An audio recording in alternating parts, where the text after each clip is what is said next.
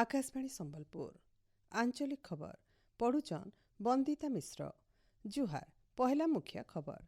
प्रधानमंत्री फसल बीमा योजना थी खरीफ ऋतु लगी पंजीकरण समय फेरघा बढ़ाले सरकार।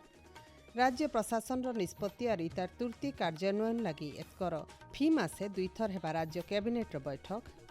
राज्यर गाँ इलाका मानके लोक को मिलवा शहरी सुविधा कहले पंचायत राज मंत्री।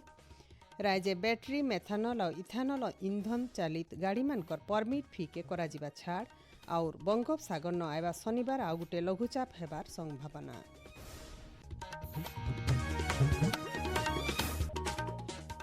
एथर पूरा खबर। प्रधानमंत्री फसल बीमा योजना थी खरीफ ऋतु लगी पंजीकरण समय के फेरघाए आयबा 31 तारीख तक बढ़ा जाइए। राज्य सरकार समवाय विभाग अनुरोध थी भारत सरकार कृषि और कृषक कल्याण मंत्रालय तरफु इस समय के बढ़ा जाइए। प्राकृतिक विपर्यय और अलगा कारण लगी होउथिबार फसल नुकसान नु सुरक्षा और एतका योग्य चाषी मानकु ए बीमा योजना थी सामिल करबार लगी पंजीकरण समय बढ़ा जाइथिबार जना पड़िछे। इन जनै दिया जाई पारे जे इ बढ़ा जाइथिबार समय थी फसल बीमा पंजीकरण गंजाम कलाहांडी पुरी सुवर्णपुर बरगढ़ भद्रक गजपति जाजपुर और जगतसिंहपुर जिला न खाली ऋणी चाषी मान लगी मिली पारबा। बाकी जिला मानके अलगा सबु योग्य चाषी मान लगी बीमा पंजीकरण मिली पारबा बोली सूचना मिली। राज्य प्रशासन निष्पत्ति ग्रहण प्रक्रिया के अतका गतिशील करबार सहित कैबिनेट निष्पत्तिर तुर्ती कार्यान्वयन उपरे राज्य सरकार जोर देइछन। एतकर फी मासे 2 थर कैबिनेट बैठक हेबा इथिलागी सबु प्रशासनिक विभाग के आक्तुरा हिसाबे निजर निजर प्रस्ताव तैयार करबार के कहा जाइछे। इतार सहित धारिज बैठक खोब आघनु कैबिनेट नोट मुख्य शासन सचिवंकर पासे दाखल करबार के कहा जाइछे। भुवनेश्वर खारबेल भवन मुख्य शासन सचिवंकर अध्यक्षताती हेतिबार सचिव स्तरीय बैठक थी निष्पत्ति निया जाइछे। इतार जरिए कैबिनेट थी प्रस्ताव उपरे ठीक समय थी निष्पत्ति नेबार उपरे अतका सुसंगठित करा जाई पारबा। कैबिनेट अनुमोदित निष्पत्ति मानकर अनुध्यान करी से सबुके धारी समय थी कार्यकारी करबार के सबु प्रशासनिक विभाग के निर्देश दिया जाइछे। भुवनेश्वर थिबार जल संपद विभाग सम्मिलनी कक्षन प्रमुख शासन सचिव सुभाष शर्मांकर अध्यक्षताती जल संपद विकास कार्यान्वयन और खर्चार समीक्षा बैठक हो जाइए। बैठक थी राज्य जल संपद क्षेत्र थी कार्यकारी होतबार भिन्न भिन्न विकासमूलक काम के तुर्ती करबार और प्रकल्प मानकर ठीक समय थी कार्यान्वयन उपरे आलोचना करा जाइए। टेंडर प्रक्रिया शेष होइतिबार और प्रस्तावित काम सहित प्रमुख जलसेचन डैम निष्कासन बेरेज और केनाल प्रकल्प काम के तुर्ती करबार लगी श्रीमती शर्मा अधिकारी मानकु निर्देश देइछन। बैठक थी पीएम गतिशक्ति पोर्टाल बाबदे भी आलोचना होइछे। ई प्लाटफर्म प्रभावशाली व्यवहार जलकर आदाय बढ़ाबार विभागीय काम निरीक्षण और परिचालना के सुनिश्चित करबार के संपृक्त अधिकारी मानकु जरूरी पदक्षेप नेबार लगी बैठक थी जोर दिया जाइथिला। भारतीय प्रत्नतत्व संस्थार अतिरिक्त महानिर्देशक आज उपरबेला कोणार्क सूर्य मंदिर जरूरी अनुध्यान करिछन। कोणार्क मंदिर गर्भगृहनु बायल काढ़वार काम के नेकरी विभाग अतिरिक्त महानिर्देशक जानविज शर्मा कोणार्क गस्त करबार सहित सूर्य मंदिर सबु स्थितिर जांच करथिले। तांकर सहित वैषयिक दल कोर कमिटी और बहुते अधिकारी फिल सामिल होकर मंदिर परिसर बुलिकरी जांच करिछन। अतिरिक्त महानिर्देशकंकर आज स्थिति अनुध्यान उतरु आयबा दिने खूब जल्दी बायल कढ़ा प्रक्रिया मूल हेबा बोली आश करा जाउछे। भारत सरकार सूचना और प्रसारण मंत्रालय अधीनती थिबार पत्र सूचना कार्यालय पीआईबी पूर्वांचल महानिर्देशक टीवी के रेड्डी आज भुवनेश्वर पीआईबी और सीबीसी आंचलिक कार्यालय बुलिकरी देखिछन। ई अवसर श्री रेड्डी पीआईबी और सीबीसी भुवनेश्वर भिन्न भिन्न कामकाज उपलब्धि और चलीथिबार काम मानकर समीक्षा करिछन। ई अवसर श्री रेड्डी कहिछन लोकंकर संगे सीधा सलख संपर्क जोगाजोग व्यवधान के पूरा करबार और एतका सचेतनता बढ़ाबार सहित सार्वजनीन प्रसार पदक्षेप प्रभाव के बरकस करबार थी साहस करि पारबा।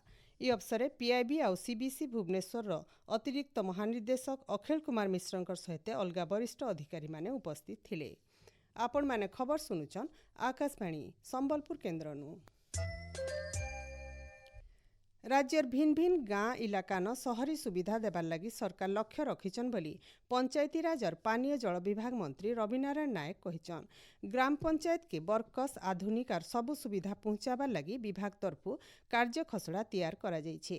पंचायत न आदर्श खेल पड़िया कल्याण मंडप ग्रामीण हाट तैयार करा जिबा बोली मंत्री श्री नायक कहिछन।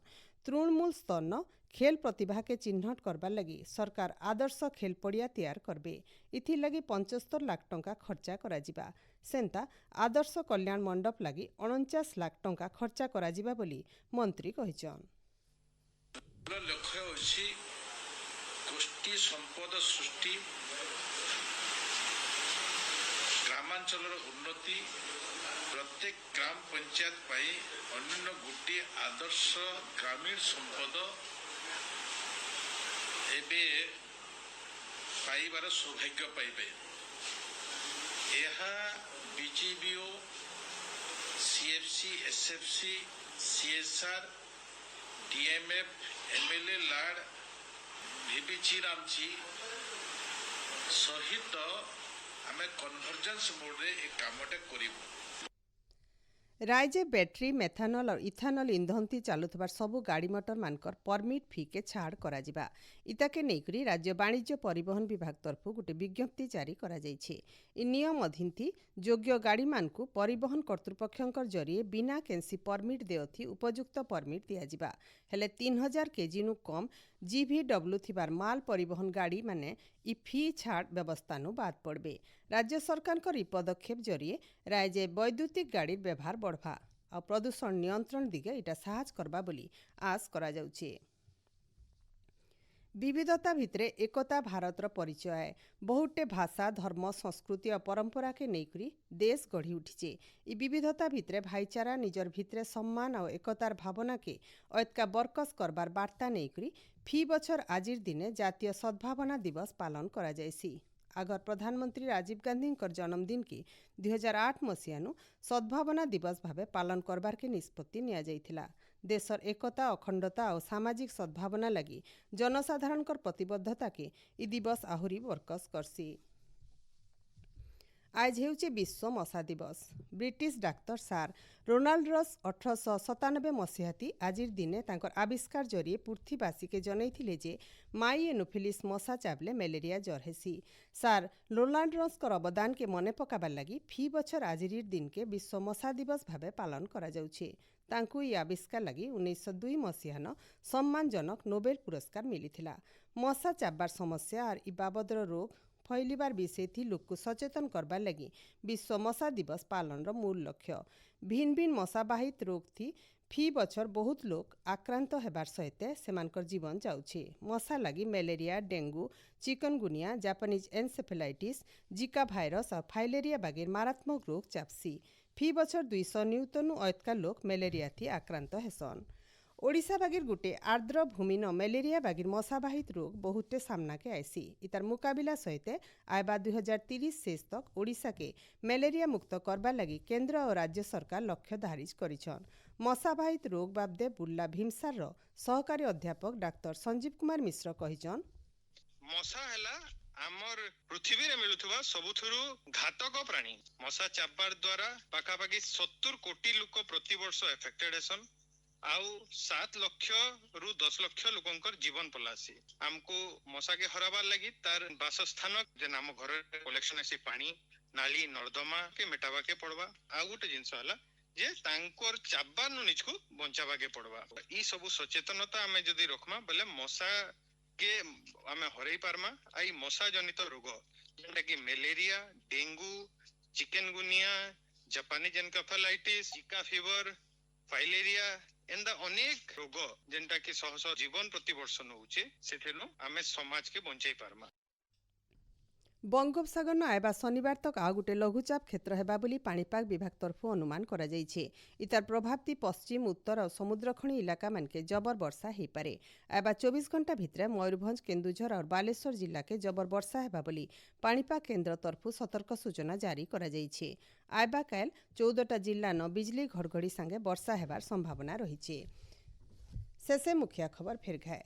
प्रधानमंत्री फसल बीमा योजना थी खरीफ ऋतु लगी पंजीकरण समय फेरघाय बढ़ाले सरकार। राज्य प्रशासन निष्पत्ति और इतार तुर्ती कार्यान्वयन लगी एतकर फी मासे 2 थर हेबा राज्य कैबिनेट बैठक और बंगोपसागर न आयबा शनिवार आउ गोटे लघुचाप हेबार संभावना। आज आंचलिक खबर इन शेष है। जुहार।